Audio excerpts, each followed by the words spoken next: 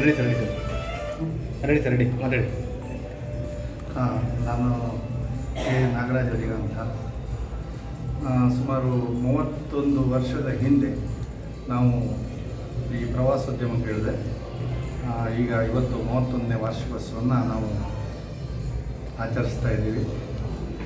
ನಮ್ಮದು ಬೇಸಿಕಲಿ ಇದು tourism concept. ನಿಮಗೆಲ್ಲ ಗೊತ್ತಿರುವ ಹಾಗೆ ಭಾರತೀಯ ಹಾಗೂ ವಿದೇಶ ಹಾಗೂ ಭಾರತದ ಎಲ್ಲ ಸ್ಥಳಗಳಿಗೆ ನಮ್ಮ ಪ್ರವಾಸ ಇದ್ದೇ ಇರ್ತದೆ.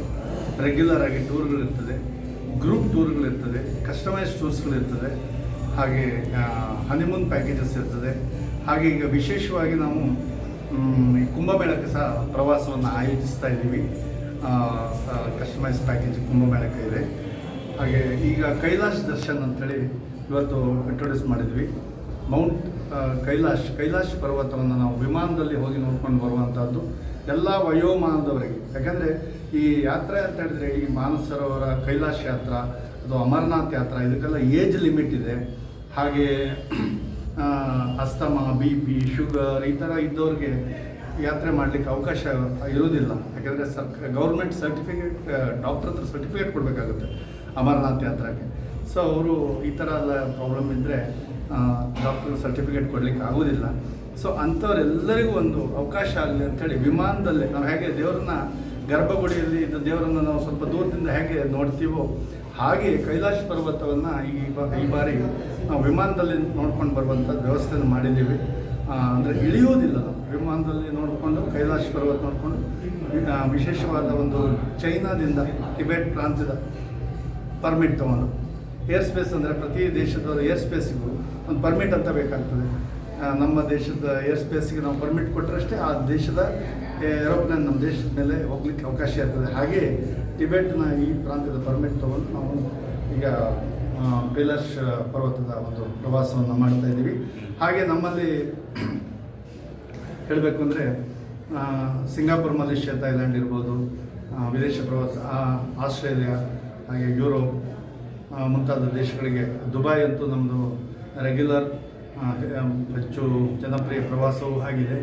ಹಾಗೆ ಭಾರತದಲ್ಲಿಯೂ ಸಹ ಕಾಶಿ ಯಾತ್ರೆ ಇರ್ಬೋದು, ಯಾವುದೇ ಆದರೂ ನಾವು ಒಂದು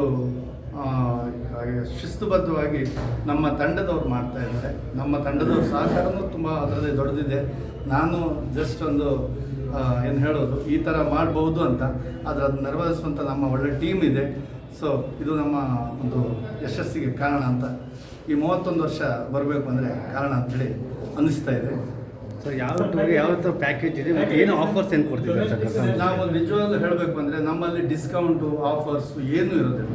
ನಮ್ಮದು ರಿಯಲ್ ಫ್ಯಾಕ್ಟ್ ಏನು ನಮಗೆ ಏನಿರ್ತದೆ, ನಾವು ಒಂದು ಪ್ಯಾಕೇಜ್ಗೆ ನಾವು ಪ್ರೈಸ್ ಫಿಕ್ಸ್ ಮಾಡ್ತೀವಿ. ಆ ಥರ ಆಫರ್ ಕೊಟ್ಟು ಇದೆಲ್ಲ ಕೊಟ್ಟು ನಾವು ಪ್ಯಾಕೇಜ್ ಮಾಡುವಂಥ ಪರಿಸ್ಥಿತಿ ನಮಗಿಲ್ಲ. ನಮಗೇನೆಂದರೆ ಕಸ್ಟಮರ್ ಸರ್ವಿಸಿಗೆ ಒಳ್ಳೆ ಸರ್ವಿಸ್, ನಮ್ಮದು ಕ್ವಾಲಿಟಿ ಕಡೆಗೆ ಇಂಪಾರ್ಟೆನ್ಸ್ ಕೊಡ್ತೀವಿ. ಕಾಸ್ಟ್ ಕಟ್ಟಿಂಗ್ ಮಾಡಿ ಸರ್ವಿಸ್ ಕಡಿಮೆ ಕೊಟ್ಟರೆ ಕಸ್ಟಮರು ಬರಲಿಕ್ಕೆ ಸಾಧ್ಯತೆ ಇರೋದಿಲ್ಲ. ಹಾಗಾಗಿ ನಮ್ಮಲ್ಲಿ ಆಫರ್ಸು ಆ ಥರ ಏನೂ ಇರೋದಿಲ್ಲ. ಈಗ ಮಾತ್ರ ಒಂದು 5% ಡಿಸ್ಕೌಂಟ್ ಅಂತ ನಮ್ಮ ಇದು ಹೇಳಿದ್ದಕ್ಕೆ ನಮ್ಮ ಹಳೆ ಗ್ರಾಹಕರೆಲ್ಲರೂ ಹೇಳಿದ್ರಿಂದಾಗಿ ಈಗ ಮಾತ್ರ ಅದು ಬುಧವಾರದವರೆಗೆ ಇದೆ. ಬುಧವಾರ ನಾವು ಅದನ್ನು ಸಹ ಆಫರು ಯಾವುದೇ ಇರೋದಿಲ್ಲ. ಅಂದರೆ ಒಳ್ಳೆ ಪ್ಯಾಕೇಜ್ ಮಾಡಿಕೊಡ್ತೇವೆ. ಗ್ರಾಹಕರಿಗೆ ಬೇಕಾಗುವಂಥ ಊಟ ಇರ್ಬೋದು, ವಸತಿ ಇರ್ಬೋದು, ಆದಷ್ಟು ಸ್ಯಾಟಿಸ್ಫ್ಯಾಕ್ಷನ್ ಆಗುವ ಹಾಗೆ ನಾವು ಮಾಡ್ತೇವೆ ಅನ್ನೋದು ನಮ್ಮ ಒಂದು. ಬೇರೆ ಬೇರೆ ಸಂಸ್ಥೆಗಳೆಲ್ಲ ಕಾಂಪಿಟೇಷನ್ಸ್ ಇದೆ.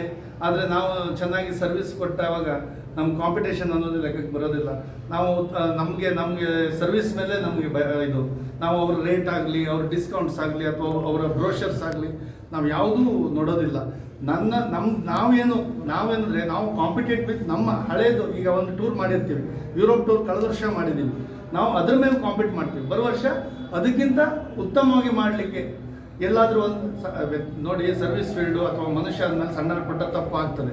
ಆ ತಪ್ಪುಗಳಾಗಿದ್ದನ್ನು ಹೇಗೆ ಸರಿ ಮಾಡ್ಬೋದು ಅಂತ ನಮ್ಮ ಟೀಮು ನಾವೆಲ್ಲ ಸೇರಿ ಒಂದು ಜವಾಬ್ದಾರಿಯಿಂದ ಮಾಡ್ತೀವಿ. ಅದೇ ನಮ್ಮದು ಸಕ್ಸಸ್ ಅಂತ. ಪ್ಯಾಕೇಜು ಪ್ಯಾಕೇಜ್ ನಮ್ಮದು ಲ್ಯಾಂಡ್ ಪ್ಯಾಕೇಜ್ ಇನ್ಕ್ಲೂಡಿಂಗ್ ಎಲ್ಲ ಇರ್ತದೆ. 4 ಸ್ಟಾರ್ ಹೋಟೆಲ್ಸು. ನಾವು ಯುರೋಪ್ದೆಲ್ಲ ನಾವಲ್ಲಿ ನಿಮಗೆ ನಮ್ಮ ಸತೀಶ್ ಅಂತ ಅವರು ಎಲ್ಲ ಡಿಸ್ಪ್ಲೇ ಮಾಡಿದ್ದಾರೆ ಯುರೋಪ್ ಬಗ್ಗೆ. ಹಾಗೆ ನಮ್ಮ ಪ್ಯಾಕೇಜ್ ಬಗ್ಗೆನೂ ಸ್ವಲ್ಪ ಹೇಳಿದ್ದೇನೆ. ನಮ್ಮಲ್ಲಿ ಏನಂದರೆ ದೇಶದ ಹೊರಗಡೆ ಆದರೆ ಹೋಟೆಲ್ನಲ್ಲಿ ಇಂಡಿಯನ್ ರೆಸ್ಟೋರೆಂಟಲ್ಲಿ ಊಟ ಕೊಡ್ತೇವೆ. ಅದು ಕರ್ನಾಟಕದ ಊಟ ಮ್ಯಾಕ್ಸಿಮಮ್ ನಾವು ಟ್ರೈ ಮಾಡ್ತೇವೆ. ಬೇರೆ ಈಗ ನಾವು ಹೆಸರು ಹೇಳೋದಿಲ್ಲ, ಬೇರೆ ರಾಜ್ಯದ ಟ್ರಾವೆಲ್ಸ್ ಏಜೆನ್ಸಿ ಎಲ್ಲ ಇರ್ಬೋದು, ನಿಮಗೆಲ್ಲ ಗೊತ್ತಿರ್ತದೆ. ಆ ಏಜೆನ್ಸಿಯವರು ಅಂದರೆ ಅವ್ರದ್ದು ಬೆಂಗಳೂರಿಂದ 4 ಜನ, ಪಂಜಾಬಿಂದ 4 ಜನ, ಕಲ್ಕತ್ತಾದಿಂದ 4 ಜನ, ಬಾಂಬೆಯಿಂದ 4 ಜನ ಅಂತ ಇರ್ತಾರೆ. ನಮ್ಮಲ್ಲಿ ಹಾಗಲ್ಲ, ನಮ್ಮಲ್ಲಿ ಎಲ್ಲ ಕರ್ನಾಟಕದವರೇ ಇರುವಂಥದ್ದು. ಹಾಗಾಗಿ ಕರ್ನಾಟಕದವರಿಗೆ ಬೇಕಾದಂಥ ಫುಡ್ಡನ್ನು ವ್ಯವಸ್ಥೆ ಮಾಡಲಿಕ್ಕಾಗ್ತದೆ ನಮ್ಗೆ ಇಂಡಿಯನ್ ರೆಸ್ಟೋರೆಂಟಲ್ಲಿ. ಅದೇ ನೀವು ಬೇರೆ ಯಾತ್ರಾ ಸಂಸ್ಥೆ ಯಾವುದಾದ್ರು ಹೇಳಿದರೆ, ಈಗ ಮುಂಬೈ ಮೂಲದ್ದು, ದಿಲ್ಲಿ ಮೂಲದ್ದು ಆದರೆ ಅವ್ರೇನು ಮಾಡ್ತಾರೆ, ಅಲ್ಲಿ ಅವನಿಗೆ ಪಂಜಾಬ್ನವನು ಇರ್ತಾನೆ, ಅವನಿಗೆ ರೊಟ್ಟಿ ಬೇಕು. ನಮ್ಮ ಕರ್ನಾಟಕದವರಿಗೆ ರೈಸ್ ಬೇಕು, ಮುದ್ದೆ ಬೇಕು, ರೊಟ್ಟಿ ಬೇಕು. ಅಥವಾ ಅಥವಾ ಬೆಂಗಾಲದವ್ರು ಬಂದರೆ ಅವ್ರಿಗೆ ಬೇರೆ ಥರದ ಫುಡ್ ಬೇಕು, ಟೇಸ್ಟ್ ಬೇರೆ ಇರ್ತದೆ. ಹಾಗಾಗಿ ನಮ್ಮಲ್ಲಿ ಏನಂದರೆ, ಅದನ್ನು ಅಲ್ಲಿ ಪ್ರಾಸ್ತಾವಿಕ ಭಾಷಣದಲ್ಲಿ ಹೇಳಿದೆ, ನೀವು ಕೇಳಿಸ್ಕೊಂಡಿರ್ಬೋದು. ನಾವು ಒಂದು ಯುರೋಪಿಗೆ ಹೋದವಾಗ ಲಾಸ್ಟ್ ಇಯರು ಆಗಸ್ಟ್ 15 ದಿನ ನಾವು ಯುರೋಪಲ್ಲಿದ್ವಿ, ಇಟಾಲಿಯಲ್ಲಿ ರೋಮ್ ಅಂತ ಸಿಟಿಯಲ್ಲಿ ಇದ್ವಿ. ಅವತ್ತು ಆಗಸ್ಟ್ 15 ಸ್ವಾತಂತ್ರ್ಯ ದಿನಾಚರಣೆಯನ್ನು ಆಚರಿಸಿ ಮಧ್ಯಾಹ್ನ ಊಟದ ಟೈಮಲ್ಲಿ ನಮ್ಮ ಸಂಸ್ಥೆಯವರೆಲ್ಲ ಉತ್ತಪ್ಪ, ಇಡ್ಲಿ, ದೋಸೆ ಅಂತ ಊಟ ಮಾಡ್ತಾಯಿದ್ರು. ನಮ್ಮ ಕರ್ನಾಟಕದವರು 4 ಜನ ಯಾವುದೋ ಒಂದು ಮುಂಬೈ ಸಂಸ್ಥೆಯಲ್ಲಿ ಬುಕ್ಕಿಂಗ್ ಮಾಡ್ಕೊಂಡು ಅಲ್ಲಿ ಬಂದಿದ್ದರು. ಅವರಿಗೆ ಅಲ್ಲಿ ರೊಟ್ಟಿ ಮತ್ತು ಲೋಕಲ್ ಬೇರೆ ಬೇರೆ ಫುಡ್ ಕೊಡ್ತಾಯಿದ್ರು. ಇವರಿಗಿಲ್ಲಿ ಉತ್ತಪ್ಪ, ಇಡ್ಲಿ ಎಲ್ಲ ಹೋಗೋದು ನೋಡಿ ಅವ್ರಿಗೊಂಥರ ಇರುತ್ತಲ್ವ, ಮಿಸ್ ಮಾಡ್ಕೊಂಡ್ವಲ್ಲ. ಅವ್ರಿಗೆಲ್ಲ ಇಡ್ಲಿ, ಉತ್ತಪ್ಪ ಎಲ್ಲ ಸಿಗ್ತಾ ಇದೆ, ದೋಸೆ ಸಿಗ್ತಾ ಇದೆ. ನಮಗೆ ನೋಡಿದರೆ ರೊಟ್ಟಿ. ಅವ್ನು ಹೇಳಿದ್ರು, ಅವನೇನು ಹೇಳ್ತಾನೆ, ಹೋಟೆಲ್ ನಮಗೆ ಇಡ್ಲಿ ಕೊಡ್ತೀರಾ ಕೇಳಿದ್ರೆ ನೋ.